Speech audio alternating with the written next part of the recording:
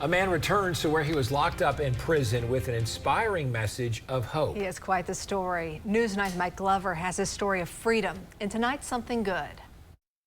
Imagine being sentenced to 74 years in prison. And for Chris Hendricks, that's possibly the rest of his life. Really, it just started with a series of wrong choices and wrong decisions. Those wrong choices would earn Chris a sentence of 74 years in prison for multiple armed robberies. And when I went to the Department of Corrections, I simply took that time as time that was still valuable to me. While in prison, Chris earned his college degree with straight A's, even though it was very likely that he would spend the rest of his life in prison.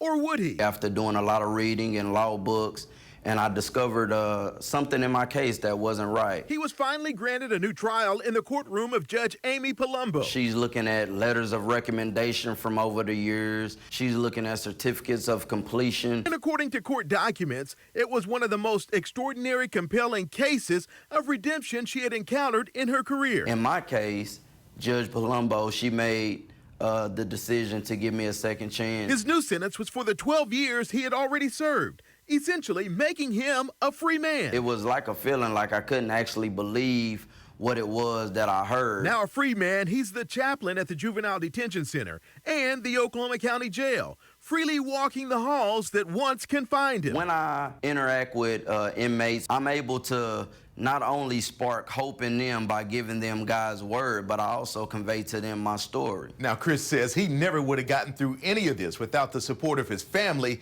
and now he serves on multiple boards and committees, spreading the hope that got him through. I'm Mike Glover for Oklahoma's own News 9. Chris.